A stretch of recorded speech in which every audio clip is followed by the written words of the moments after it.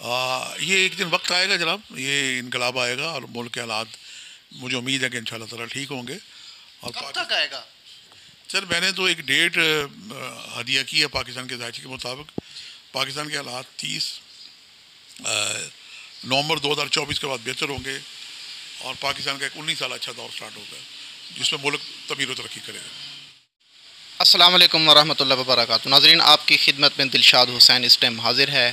ناظرین، اس ٹائم لاہور کے علاقہ گلبرگ میں موجود ہوں اور میرے ساتھ آل نبی، اولاد علی، جگر گوشہ بطول، خون رسول، جناب محترم سید انتظار حسین زنجانی شاہ صاحب میرے ساتھ اس ٹائم موجود ہیں. اور الحمدللہ قبلہ شاہ صاحب ملکی حالات کو کس نظریے سے دیکھتے ہیں اور آنے والی حکومت کیسی ہے اور موجودہ حکومت کیسی ہے، تو تمام تر تفصیلات ابھی شاہ صاحب کی خدمت سے حاصل کرتے ہیں. السلام علیکم. وعلیکم السلام دلشاد صاحب. اللہ تعالیٰ جیسے آپ کا نام ہے دلشاد، لوگوں کو آپ دلشاد کرتے رہیں اور لوگوں کو اچھی اچھی باتیں آپ کنوے کرتے رہا کریں اور اچھے لوگوں سے فیض یاب کراتے رہا کریں.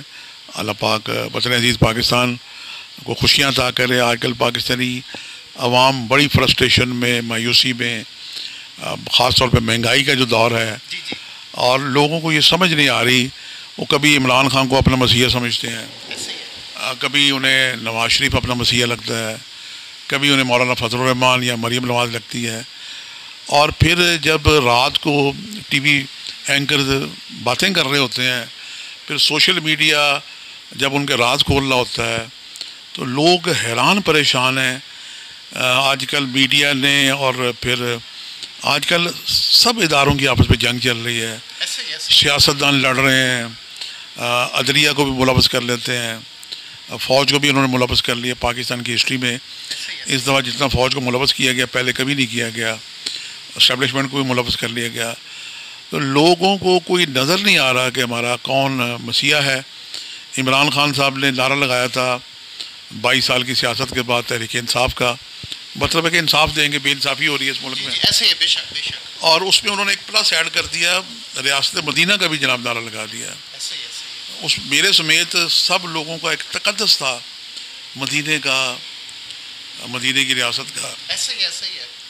اور نتیجہ کیا نکلا کہ انہوں نے جتنے وعدے کیے تھے کوئی وعدہ پورا نہیں کیا، ایک وعدہ بھی پورا نہیں کیا. اور نوکریاں بھی گئیں، مکان بھی گئے، مہنگائی اتنی زیادہ ہو گئی.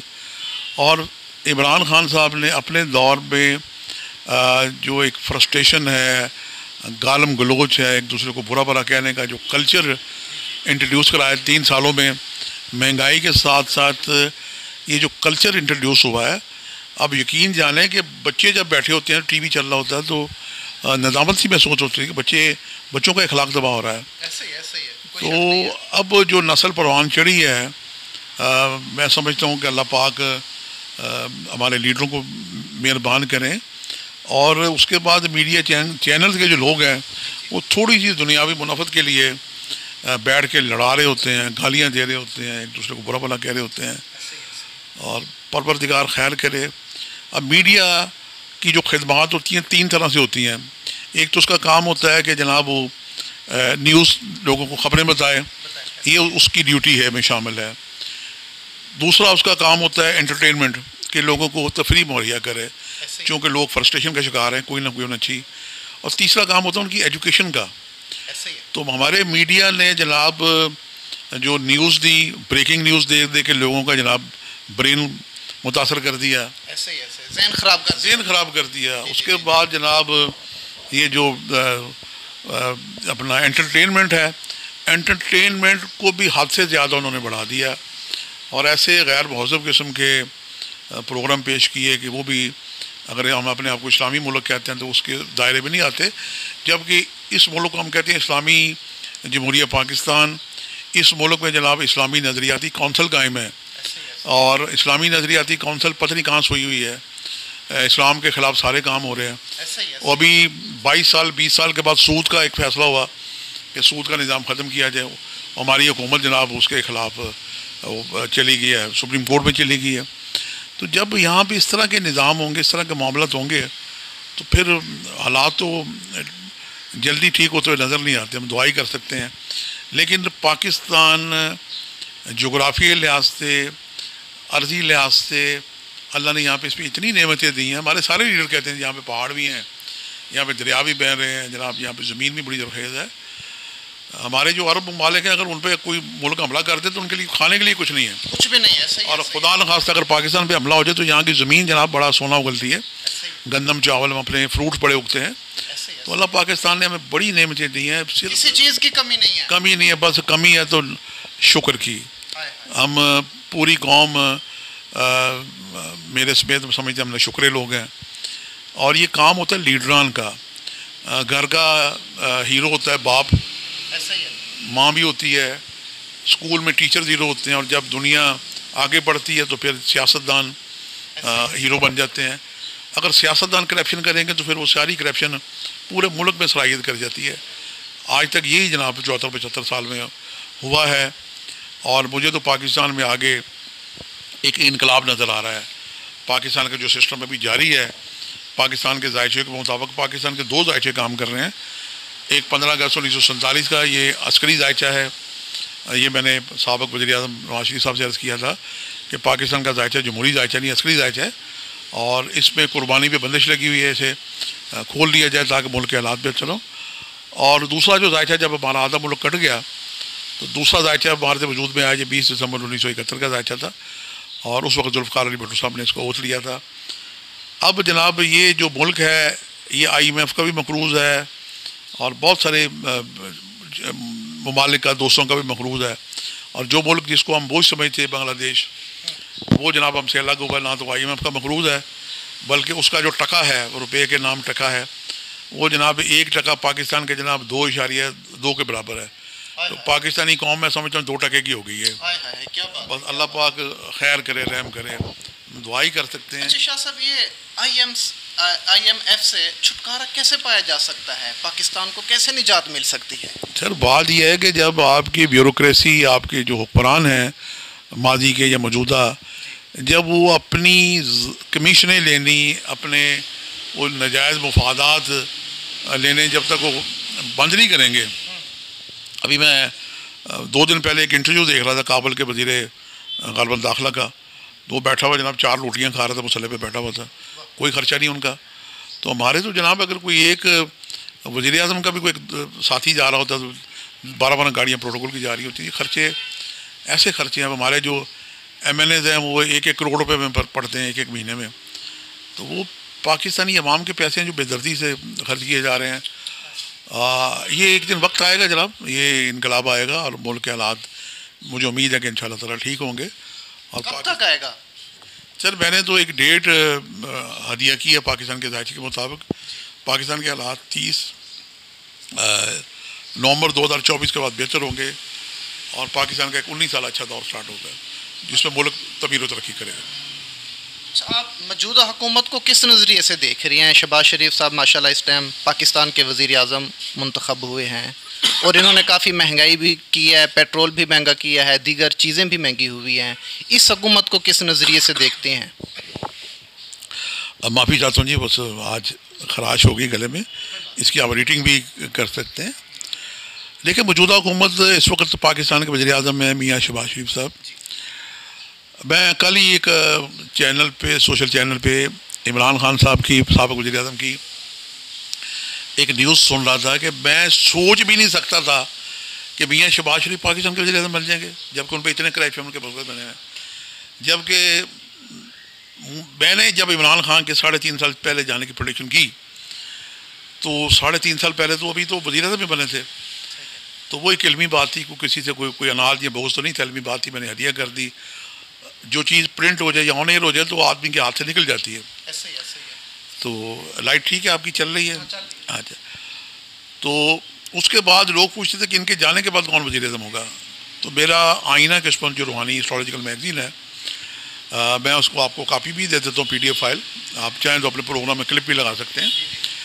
میں نے آئینہ قسمت جون 2021 کے شمارے میں پروڈکشن دی تھی وزیر اعظم جو موجودہ ہیں شہباز شریف صاحب کی چھاپ کے، کہ پاکستان کے آئندہ یہ وزیر اعظم ہوں گے، اور ان کا اچھا دور سٹارٹ ہو رہا ہے 13 اپریل 2022 سے. 13 اپریل 2022 سے. اور یہ جناب نان کانفرنس موو ہوئی، ان کو کانفیڈنس ملا اور 12 اپریل کو یہ جناب میری پروڈکشن تھی ایک دن پہلے ہی. اسٹرالوجی میں 2-4 دن آگے پیچھے کچھ نہیں ہوتے, یہ وزیر اعظم بن گئے. میں نے اللہ کا شکر ادا کیا, ایک علمی بات تھی, درست ہوئی, شکر ادا کرنا چاہیے. باقی 100% اللہ تعالیٰ کی ذات ہے. جی. اچھا, عمران خان کی جو پارٹی ہے پی ٹی آئی جسے کہا جاتا ہے, تو کیا اگلی جو حکومت, اگلی جو گورنمنٹ ہے, ان کی سلیکٹ ہو سکتی ہے؟ دیکھیں, پاکستان تحریک انصاف ایک ملک گیر پارٹی ہے, اور یہ پارٹی کا جو مرکز اور محور ہے یہ عمران خان نیازی صاحب ہیں. ان کی حیثیت ایسی ہے جیسے چکی میں جو ایک نہیں, چکی کے اندر ایک وہ میخ لگی ہوتی ہے جس کے چکی کے پارٹ چل رہے ہوتے ہیں تو آٹا پس رہا ہوتا ہے. تو عمران خان صاحب کی حیثیت اس میخ کی طرح ہے جو چکی میں لگی ہوئی ہے اور چکی چل رہی ہے. جب تک عمران خان صاحب ہیں یہ پارٹی اسی طرح چکی کے پارٹوں کی طرح چلتی رہے گی, اور جب عمران خان نہیں ہوں گے, چونکہ کل نفس ذائقۃ الموت, تو یہ پارٹی کے کئی دھڑے بن جائیں گے اور باقی پارٹی قائم رہے گی. جس طرح مسلم لیگ ٹوٹ کا شکار ہو سکتا ہے. کا شکار تو ابھی سے ہوئی ہے, لیکن ابھی اس پہ برقع ہے, پردہ ہے, تو یہ چلتی رہے گی. لیکن فیوچر میں پارٹی اس پوزیشن میں دکھائی نہیں دیتی کہ 2/3 میجورٹی لے کے یہ واحد حکومت بنا سکے. چونکہ پاکستان میں سمجھتا ہوں کہ 30 جون 2024 تک کوئی پارٹی 2/3 میجورٹی لے کے اقتدار میں آتی ہوئی دکھائی نہیں دیتی. حکومت بنانے کے لیے اگر یہ سیاست جمہوریت قائم رہتی ہے, اس کا بھی خدشہ دکھائی دیتا ہے کہ سیاسی بساط لپیٹنے دی جائے, تو اگر یہ رہتی ہے تو کوئی ایک حکومت بناتی ہوئی دکھائی نہیں دیتی. اچھا شاہ صاحب, آپ کافی علم رکھتے ہیں, کافی نالج رکھتے ہیں, آپ یہ بتائیں کہ پاکستان کے لیے کون سی جماعت, کون سی سیاسی جماعت بہتر ہے پاکستان کے لیے, مخلص جماعت جو کہ اس کو ترقی کی راہ پر اس کو جو ہے کامیابی دلا سکتی ہے, پاکستان کی جو فیوریٹ جماعت ہے؟ دیکھیں جی, پاکستان کے بننے کے بعد 1947 اور 1971 جب آدھا ملک کٹ گیا تو پھر پاکستان کے ذائچے بھی 2 بن گئے نا جی. پہلا ذائچہ ہے پاکستان کا عسکری ذائچہ, فوجی ذائچہ, اور دوسرا ذائچہ ہے جمہوری ذائچہ. لیکن وہ جمہوریت بھی طاقتور نہیں ہے, چونکہ ذوالفقار علی بھٹو صاحب نے آئین بنایا, اور آئین بنانے کے بعد ان کے ساتھ کیا سلوک ہوا, ان کی حکومت گئی اور پھر وہ تختہ دار پہ لٹکا دیے گئے. وہ ایک اچھے لیڈر تھے, اور پاکستان میں جو سیاسی لیڈر ہوتے ہیں, چاہے وہ لیاقت علی خان ہو, چاہے بے نظیر ہو, یا ذوالفقار علی بھٹو, ان کو تو مار دیا جاتا ہے. باقی جو سیاستدان ہیں, میں نے ایک اسٹرالوجیکل تجویز ہدیہ کی ہے پاکستان کے ذائچوں پہ, جو کہ میری خدمات ہیں. پاکستان کے اگر حالات چاہتے ہیں بہتر ہو جائیں تو پاکستان کی جو حکومت 5 سال کے بعد جب چینج ہوتی ہے تو کوئی نہ کوئی اس میں قائد ایوان ہوتا ہے, وزیر اعظم بنتا ہے. اور پاکستان کے جو آرمی کے جرنیل ہیں, یہ 3 سال ان کا دور حکومت ہوتا ہے جو ریٹائرڈ ہو جاتے ہیں. اور پاکستان میں فوج کا عمل دخل جب سے پاکستان بنا ہے اس میں کوئی دو رائے نہیں ہے, وہ کسی نہ کسی حوالے سے ہے. اب تو کھل کے ننگی آنکھ سے نظر نہیں آتی, نیکڈ آئی سے نا جی. ایسے ہی ہے. اب آسمان پہ ستارے گھوم رہے ہیں تو ایک اسٹرانومر ہی جان سکتا ہے نا جی. پاکستان جب بنا تھا تو پاکستان کا جو ذائچہ تھا, آپ سمجھے کہ ایک سیب کا درخت لگا ہے تو صرف سیب ہی نکلے گا نا, اسے کھجور کے دانے تو نہیں, خرمے تو نہیں نکلیں گے. پاکستان کا جب ذائچہ بنا تھا تو پاکستان کا ذائچہ عسکری ذائچہ تھا, فوج تھی, اسٹیبلشمنٹ تھی, بیوروکریسی تھی, پولیس تھی, ڈنڈا تھا. تو یہ پاکستان کا مزاج ہے. اب پاکستان کا جو دوسرا ذائچہ بنا, یہ بنا ہے 20 دسمبر 1971 کا. یہ جمہوری ذائچہ لیکن لولی لنگڑی جمہوریت ہے. اس کی تجویز میں نے یہ دی تھی اسٹرالوجیکل روحانی کہ پاکستان کے جو جرنیل 3 سال حکومت پوری کرتے ہیں, 3 سال پوری کرنے کے بعد اسی جرنیل کو ایوان صدر میں بٹھا لیا جائے. پاکستان کے ایوان صدر کی کرسی بہت ہی کمزور ہوتی ہے, اور وہاں پہ جناب ایسے ایسے لوگ آتے ہیں جنہیں نہ انٹرنیشنل افیئرس کا پتہ ہے, نہ ملکی سرحدوں کا پتہ ہے, نہ خزانے کا پتہ ہے, نہ انہیں جناب بیوروکریسی سے تعلقات کا پتہ ہے، نہ ان کا کسی پہ عمل دخل ہے، نہ کچھ کر سکتے ہیں. وہ ایک لگتا ہے کہ ڈمی سی کرسی ہے. تو ایک فوج کے جرنیل کا ایک پوری ایک آرگنائز ادارے سے تعلق ہوتا ہے. تو جرنیل کو آئین میں امینڈمنٹ کر کے 3 سال کے لیے ایوان صدر میں بٹھا لیا جائے. اس جرنیل کا ایک جرنیل کے ستارے بڑے طاقتور ہوتے ہیں، اس کا ویژن بڑا طاقتور ہوتا ہے. تو وہ جو جرنیل جب کرسی پہ بیٹھے گا تو اسے پورے ملک کے حالات کا، اندرونی حالات کا، بیرونی حالات کا، خارجہ حالات کا، خزانے کا ہر چیز کا پتہ ہوتا ہے. تو ایک تو مارشل لا کبھی نہیں لگے گا، جی جی، اور اس کے بعد حکومت جو سیاسی ہے وہ چلتی رہے گی.